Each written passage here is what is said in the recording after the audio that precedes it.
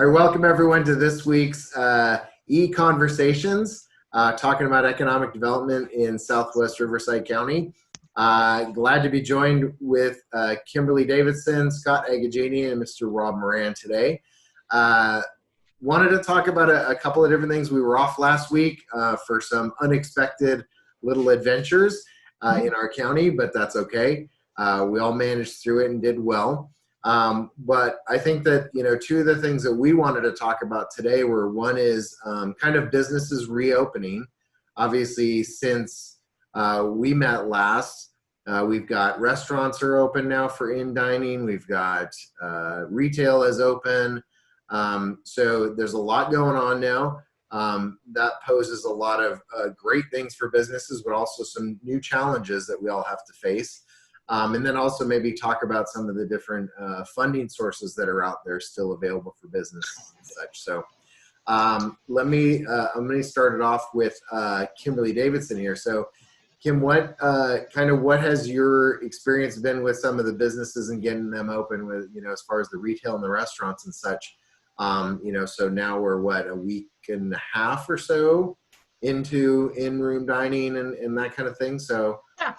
Obviously it's exciting, but I'm sure we're seeing some of the different challenges come up too.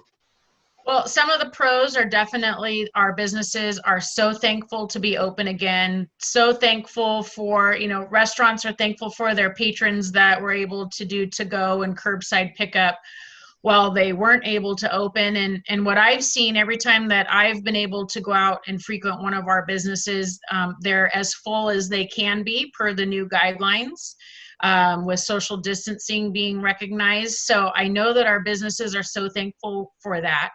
A couple of things that they're dealing with are the limited capacity that they are allowed to have and trying to figure out some of the ways of dealing with that, because of course their business plans, whether you're talking about a hair salon, a restaurant, whatever you're talking about, there's business plans were originally based on the square footage and the amount of occupancy they were allowed to have pre-COVID for that square footage. And so those business models don't really work as well.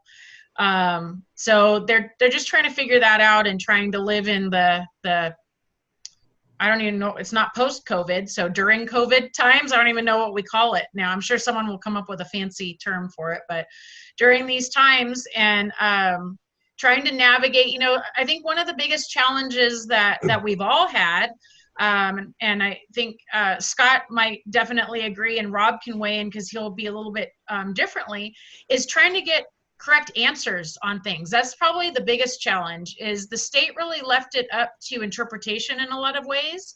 And so then the businesses will reach out to us and ask a specific question.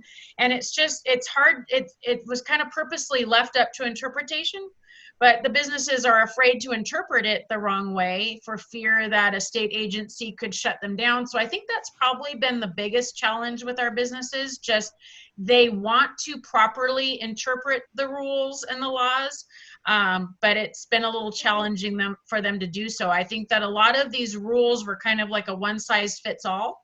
And our businesses, at least in Southwest Riverside County, are as unique as a fingerprint in a lot of instances. So it's not a big one size fits all rule that just goes for everybody. So just trying to navigate and get answers for some of those very detailed questions that might pertain to a business that's not exactly the status quo of what every business operates as, has just been a little bit of a challenge for them and for us.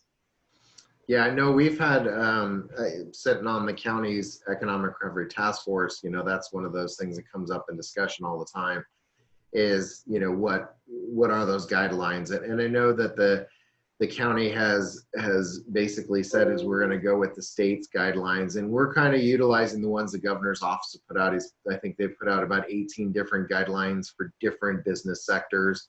Mm-hmm. Some of those business sectors don't apply to us. We don't have a port in Riverside County. So we don't have a port. It would be great if we had a port, but careful what you wish for. We've had a lot of earthquakes lately. Very good. Very, very Do good not point, put yes. anything out into the universe right now, please. Yeah. But that's kind of where we've been kind of pointing everyone. But I know that the city of Murrieta and Temecula, and I know Wildomar is considering it. I don't know if they've made that decision yet, but I know that the cities are being creative and flexible as much as possible. And maybe Scott, you can talk a little bit to this of that. Restaurants, obviously, with the social distancing within the dine-in, you've got different challenges there as far as your capacity goes. But the city is come up with a new idea on how they might be able to kind of get some of that seating back. And maybe you want to talk a little bit about, that idea of what, Murrieta has already approved. Well, you're muted, so you have to unmute. You're muted. yourself That's the best way Scott is. You should have left him muted. That's a good point. Yeah, why did you ruin a good thing? Thanks, Patrick. So, Patrick, Sandy, Koufax, Ellis, I appreciate that. I would love to talk a little bit about our outdoor dining program. First, I do want to make notice that you introduced Kimberly Davidson, Scott Agajanian, and Mr. Rob Moran, which I think is exactly right, because Rob Moran is truly an aristocrat. I mean, he is just godlike and omnipotent, and we're lucky to have him around here. So, ladies welcome, and gentlemen, Mr. don't Rob listen to Moran. anything he says. That's why we had him on mute. He is a fantastic man. So let's talk a little bit about the outdoor dining program that we have here in Murrieta. When dine-in opened, but with limited capacity, I think Kim's right. Everybody's trying to find their equilibrium and try to find that balance point. Some customers haven't rushed right back to go out for the dine-in experience. Some restaurants have discovered they really like the takeout and delivery piece that they didn't have in their business before. So things are evolving and shifting as they go. What we wanted to do is just make sure that every opportunity available is made to our businesses. And so one of the first things that the city of Murrieta did was come up with an outdoor dining program. And the program basically allows you to replace the seating that you've lost inside and place it outside, so long as you have the ability to do so in either completely adjacent parking spaces that are not ADA spaces, non-handicap spaces, or on sidewalks that do not take away your path of travel in and out of the business. So if there's a way to do this in a way that doesn't create a blockage for customers to get in and out and doesn't make waitresses walk across drive aisles, then you're allowed to place your seating outdoors and recapture some of the lost seating. I think in concept, it's a great idea. Now, when it's 106 degrees and you're on a asphalt parking lot, right. It might not feel like the best idea. But we're trying to work with what we have available to us right now. So it's just trying to offer all the opportunities that are available to our restaurants, just to give them choices. But like I said, I think that a lot of restaurants have hit a really nice groove.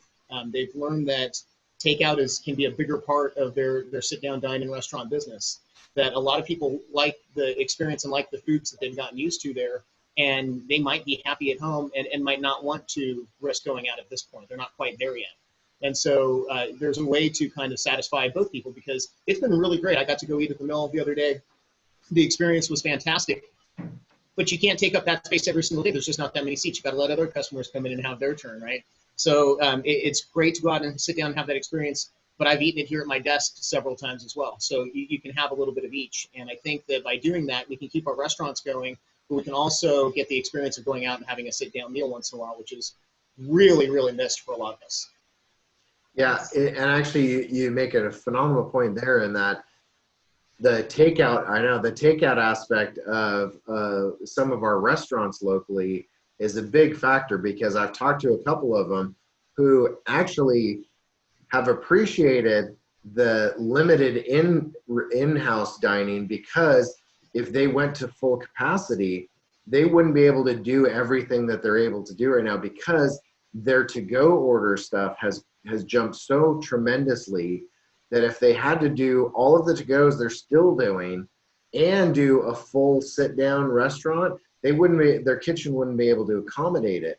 So it's actually given some of them, and it's maybe not for all, but for some of them, it's a really good up ramp for them to get back up to where they need to be ultimately. So that's a really good point. So Rob, what are you seeing on the countywide level? Obviously you're interacting with some of our, unincorporated areas, along Winchester there and stuff. You kind of hearing the same thing along that guidelines with the restaurant and retail? Yeah, sort of what I'm seeing, and some of this is, of course, my own experience here and in other areas, is that, some are very well prepared and adapting to having dine-in again. Others are, even some chains are still closed for a variety of different reasons, that they're not able to either get personnel back, or they just haven't implemented. Sometimes these corporations take a little longer because it has to go through legal review, and they go through corporate, and they're not able to move as quickly. And so, it's been a mixed bag, but I agree with your statement, Patrick, that I think this is giving a little bit of a runway for some of these to adapt. Obviously, if they've got less seating inside, they probably don't need as many people for service. But then they might need them in the back room to be preparing more takeout meals and, packaging them and doing those sorts of things. I think it's interesting too, if you've been to some of the restaurants that I've been to, some where, it's kind of business as usual, with the exception of the fact maybe the server is wearing a mask, but they're giving you the same old paper menu. And I got to tell you, my experience made me feel a little bit uncomfortable.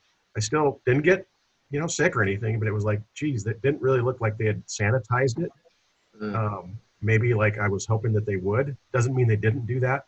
But then you go to some places and they've got the QR code, that you just take a picture of, and then the menu pops up on your phone, and you could tell they've got it structured really well and organized. And so I think it's just being implemented across the board. I think overall everyone's making an effort to provide some public health, meet public health standards or guidelines. But Kim's got an excellent point as well earlier, is that, a lot of these guidelines are should or strongly encouraged, and there's not necessarily a lot of musts or are required. And so it's left up to interpretation. And Kim and I have had this discussion numerous, I think, weekends, texting back and forth about, well, what about, and she had a great example, it's like, what about a restaurant that has live music, and what if the live music is basically someone playing music on the stage, but the tables are set up like a restaurant? So you get into these different nuances. And I think, absent concrete guidance from either the state or any other, best practice or body, is really going to be up to the interpretation of the restaurant owner as to how they want to proceed.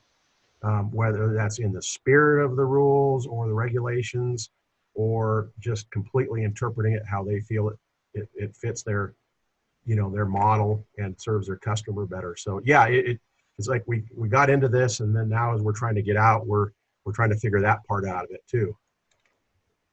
Yeah, and I think, and hopefully this, this coming Friday, I know that, knock on wood, some of, we're hopefully going to be looking at moving into phase 3, which, opens up the category of bars and that type of stuff, which I think maybe kind of then opens up some of those questions that some of our restaurateurs have been having as of late as to what they can and can't do in some of those regards. So hopefully that'll be good. So let's talk maybe about the other part that we'd addressed earlier, which is kind of that funding aspect, right? So we're, 3 months into, our new normal, as I love to say. Obviously we've got, different things that have come to the forefront now. We've got we still have people who are addressing the PPPs and the EIDL loans. Obviously we just had legislation that adjusted the PPP, relaxing some of the guidelines there to help businesses, extending that, the weekly reporting from 8 weeks to 24 weeks, and reducing the amount of payroll to be forgiven from 75 to 60%, which I think helps a lot of businesses. At least just takes a lot of stress off them. It gives them a lot. They're not so, running like a rabbit to try and get it done effectively. Now they can do it right and make sure that they're doing it safely. So I think that helps, but obviously those are only certain things that even not everyone can take advantage of. So now we've got some other opportunities. The county has open up some opportunities here. City of Murrieta has. Let's talk about some of these other, funding opportunities for businesses. So Scott, you want to talk about the City of Murrieta's? I do. Yeah, so let's do this. So we were feeling really good ourselves last Tuesday when our city council approved a new Back to Business grant. So we created a Back to Business grant program, which was $250,000 in increments of $10,000 per business, to help small businesses retain and hire their existing staff, and to help them with some of their mortgage and leasing costs. And we walked out of that day feeling amazing. And then that same day, Riverside County announced $46,575,000 worth of business grants, just to stop us and let us know what our size range was here. So as excited as we were and good as we felt, it kind of paled in comparison. But the good news is actually the county program helps everybody. The county has been fantastic. Everything from the microloans to the forgivable aspect that they had, to the little bit bigger loans, the county AMPAC partnership for $15,000 to $30,000, and now to the $10,000 small business grants. The amount of local funding solutions that we've seen has been extraordinary. We like to brag in Murrieta because we feel like we've had every opportunity that our businesses have qualified at the county level, the state, the federal, and then we had our own city grant program. So there's no stone left unturned. There's no possible program that couldn't be found. Right now, we opened our grant program today. It was on a first come, first served basis. It was filled and tripled within less than an hour. So there was a lot of businesses that were waiting. So we opened at 9 a.m. We announced it for the last week. We opened it at 9 a.m. And by 10 a.m. it was well more than filled. And so now we're going through the process of having a panel review each of the applications that came in to find out if they're going to meet the criteria to move forward and submit the supporting documentation. So our program is now filled. And so anybody who's coming to the city of Murrieta looking for those grants, we're referring to the County of Riverside program, because they've put together a program that, so long as you haven't received PPP, is very robust and offers a lot of opportunities for businesses to get grants. And they have so much funding behind it that I don't have to have the fear that we're going to refer them over there just to come find that it's all tapped out and there's nothing left available. So we're lucky to have these business partnerships that allow every single possible opportunity for local businesses to find funding. And Rob, you want to expand a little bit on the county programs? Well, I don't really have to because Scott said it all, so it's pretty good. No, I'm happy to. Yeah, thanks. And yeah, that Scott nailed it on the head. Is that we've got a lot of local jurisdictions that throughout the process, whether it was early on during COVID or even now, have instituted these either grant or loan programs or whatever shape or form they take. A lot of it's driven, of course, by the fact that it's coming from a federal funding source, most of it. A couple of cities have put their own general fund resources, but most are using some form of a federal program. So typically those all have, some requirements that the business or the ultimate recipient needs to meet. And it could be an income requirement, or in our case, and I'll explain it in just a second, but our program is available countywide. Doesn't matter whether you're in a city or in an unincorporated area, from Blythe all the way down to Temecula to Corona. So it's available countywide to businesses. And we're trying to hit that sweet spot of those that did not get, part of it's keeping in the spirit of the funding, which is CARES Act funding. And it's a specific fund within the CARES Act. It's keeping in the spirit of that basically says that if there's other funding sources to reimburse those expenses, that you shouldn't use it for this. Now, we're not getting into the nuances of whether it's used for payroll and for other different things. Our program is pretty flexible. It's $10,000 cash grants. And Scott's right. We've got $45 million to grant out. We open it up next Wednesday. And so we're working hard to get folks to apply. It is not first come, first serve, so people don't need to be fearful that if they don't get in early, they're not going to get it in at all. In fact, we're purposely accepting applications through the 19th of June to ensure that everybody gets a fair shot, because I think, we are trying to hit that sort of that sweet spot where if you've gotten PPP or EIDL, this is not this program. And so those folks may be, kind of not so connected or they've chosen not to apply for whatever reasons. They don't want a loan or they're concerned about how that works. And so basically it's private for-profit businesses with at least one employee up to 49. So 1 to 49 can be used for payroll, working capital, PPE, mortgage payments, whatever the case may be. They just have been in operation for a year as of March. And of course, experience COVID-19 hardship, which is basically everybody for the most part. And all we're asking for them to upload, it's all done electronically. They can go to our website and submit their documents as if they've got a current city business license, or if they're in the county and they don't have a business registration, that's okay, because not everyone's required. If they have one, it'd be great to have it. Year-end financial statements or tax returns, whatever they've got. And basically documents just demonstrating that they've got at least one employee. And that could be something they self-provide, a spreadsheet or a Word document or whatever. So we're trying to keep it simple, but we also want to have some verification that they're a going concern and that they've got employment levels. So we're trying to keep it simple. And we're going to get through the 19th and see where we're at. And then if we need to make some adjustments or extend it from that period, we'll go from there. We've got, like I said, $45 million to grant out to Riverside County businesses. So we're pretty excited about it. rivcobizhelp.org. There you go.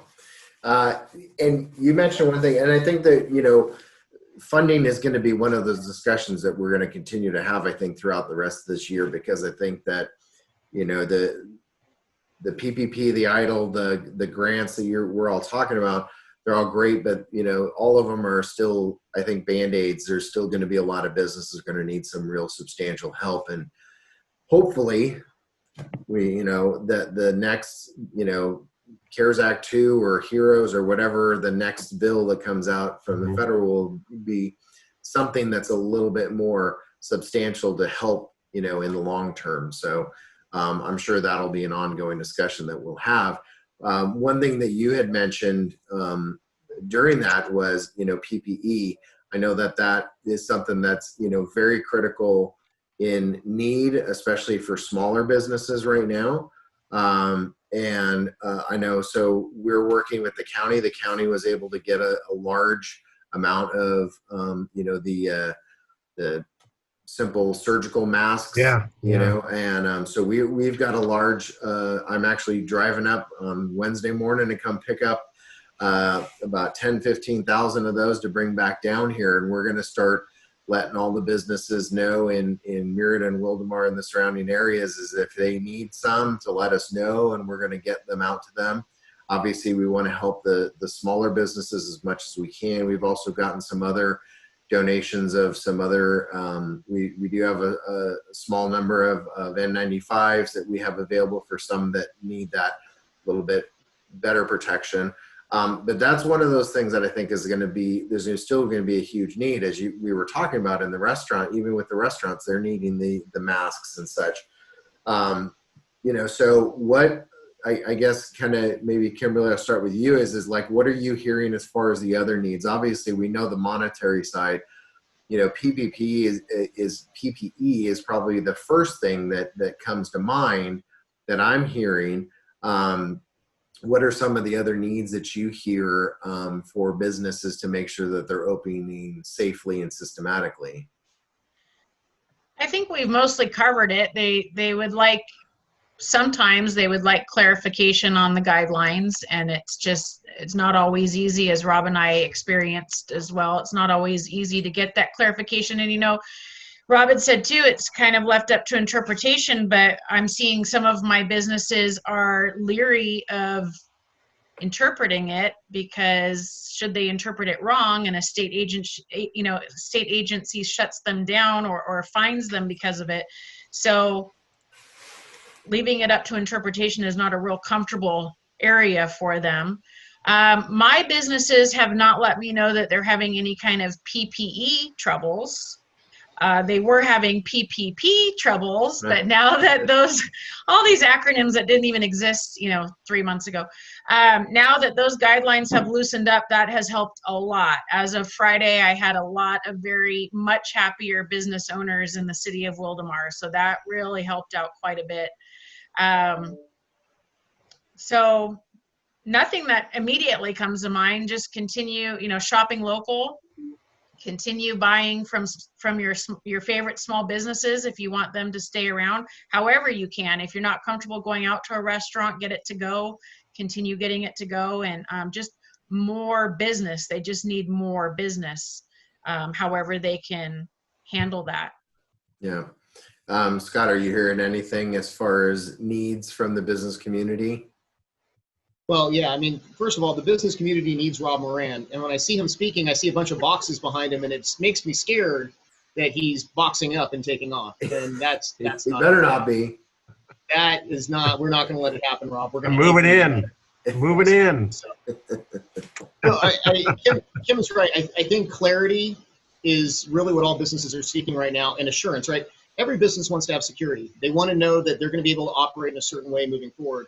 And so, what I would put back on businesses as always is have a really airtight plan, right? So if you can not control a lot of what's happening in the country and in the world, if businesses are opening and hoping that they're going to make certain numbers, we don't necessarily control that on a business by business basis. But what we do control is how we operate our businesses, right? How you can open and do so in a safe and a clearly defined manner for your customers.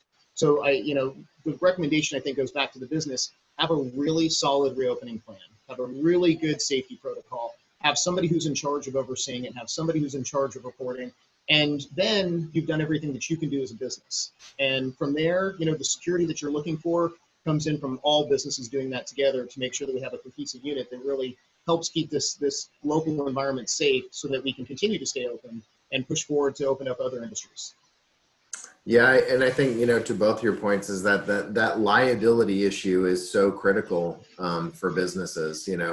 I think that, we heard for at least, in my seat with the chamber and on the task force, it was, just get us open.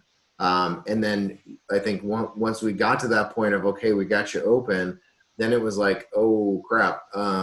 But what happens if I do this? And that goes to your point, Kimberly, of that liability issue is so critical. That I think you're right, Scott. And as Rob pointed out, is when you're reading through some of the these guidelines, you got to take that extra measure, right? So if there is a question, go the extra step to make sure you're protecting yourself as well as your employees and your clients, right? So. But that is going to be the big next hurdle, I think, for all of us is figuring out that liability part. Yeah.